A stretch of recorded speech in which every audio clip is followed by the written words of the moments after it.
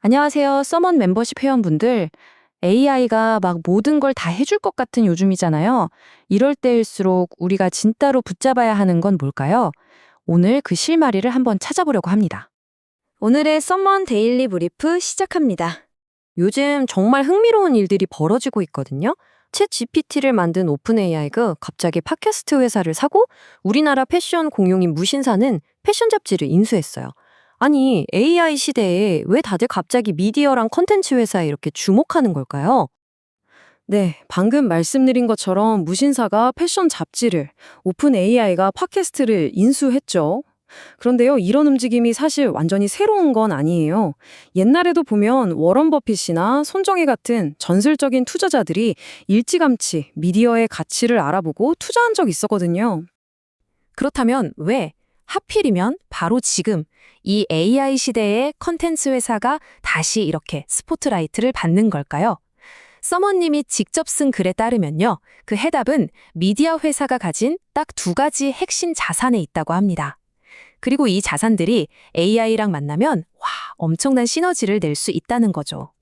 자, 바로 이 두 가지입니다.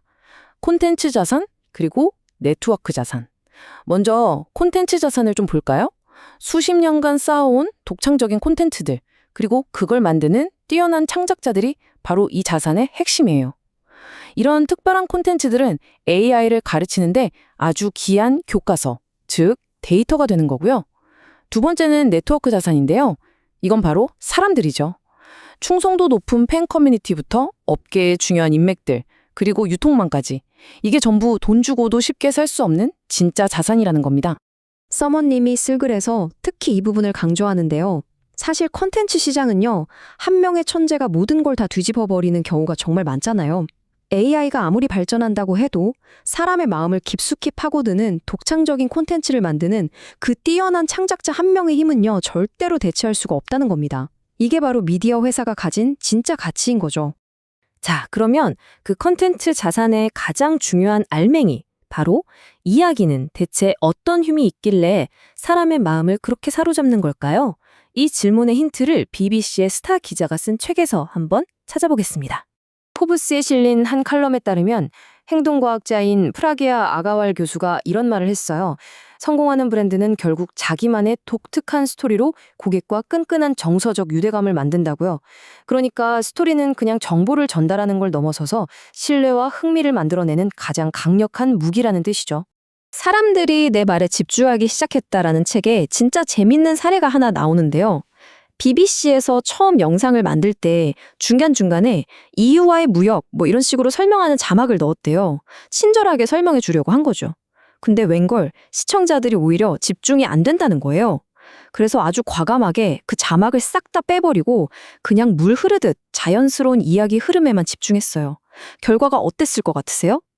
7분이 순식간에 삭제됐다, 순삭됐다는 극찬이 쏟아졌다고 합니다. 바로 이 질문입니다. BBC가 자막을 없애고 얻어낸 가장 중요한 것. 좋은 이야기는요, 듣는 사람이 계속해서 그래서 어떻게 되는데? 이걸 궁금하게 만들어요. 그냥 정보를 쭉 나열하는 게 아니라 다음 장면이 미치도록 궁금해지는 서사를 만드는 것. 이야, 이게 바로 스토리텔링의 마법이죠. 책에서는 몇 가지 아주 클래식하면서도 효과적인 스토리텔링 기술을 알려주는데요. 우리가 제일 잘하는 시간 순으로 쭉 풀어가는 방식도 있고 반대로 사람들 흥미를 확 끌기 위해서 결과를 먼저 빵 터트리고 과정을 설명하는 방식도 있죠. 아니면 영화처럼 어떤 사건 하나에 집중했다가 점점 카메라가 뒤로 빠지면서 전체 그림을 보여주는 줌아웃 같은 기법도 있고요. 서먼 멤버십 회원분들도 누군가에게 무언가를 설명할 때 이 중에서 어떤 구조가 가장 효과적일지 한번 고민해 보시면 정말 좋을 것 같아요. 자, 그럼 다시 처음으로 돌아가서 미디어 회사의 두 번째 자산이었죠? 네트워크 자산, 즉 커뮤니티와 연결의 가치 이야기로 넘어가 볼게요. 이 가치를 정말 이상하면서도 아주 강력하게 보여준 실제 이야기가 있습니다. 브런치에 어나미님이 올리신 글을 참고했는데요. 핀란드 헬싱키 대학에서 있었던 일입니다. 대학이 돈이 좀 부족했나 봐요. 그래서 교내에 있던 서점과 계약을 끝내고 그 자리에 더 비싼 월세를 낼 수 있는 생활용품 가게를 들인 거죠. 여기까지는 그럴 수 있다고 생각할 수도 있어요. 그런데 학생들이 가만히 있지 않았습니다. 와, 근데 이들의 저항 방식이 정말 기가 막힙니다.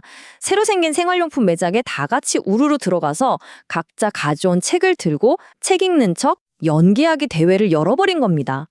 진짜 핀란드답고 너무 창의적이지 않나요? 이 기묘하고도 멋진 시위가 진짜 하고 싶었던 말은 뭘까요? 바로 이겁니다. 서점이 사라진다는 건 그냥 책 파는 가게 하나가 없어지는 게 아니라는 거죠.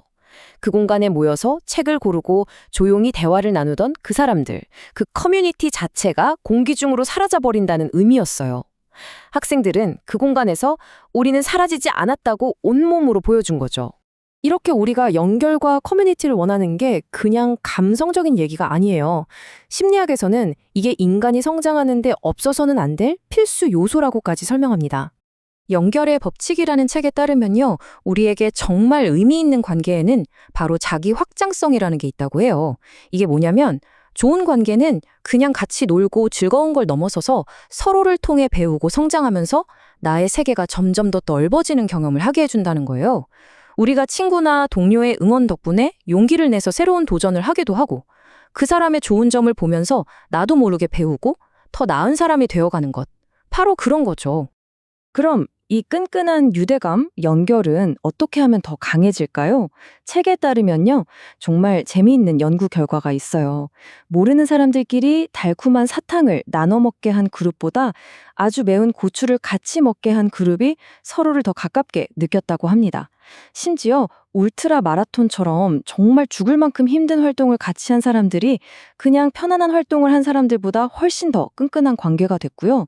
때로는 같이 겪는 강렬하고 심지어 좀 불편한 경험이 우리를 더 단단하게 묶어준다는 거 진짜 흥미롭지 않으세요? 자, 지금까지 우리는 AI 시대에 왜 독창적인 컨텐츠와 깊은 연결이 그 어떤 기술보다도 중요한 자산이 되는지 쭉 살펴봤습니다. 기술이 모든 걸 효율적으로 만들어주는 시대지만 결국 우리 마음을 움직이는 건 뭔가 다른 데 있는 것 같아요. 배우 덴젤 워싱턴이 한 이 말이 오늘 이야기의 모든 걸 딱 정리해주는 것 같습니다.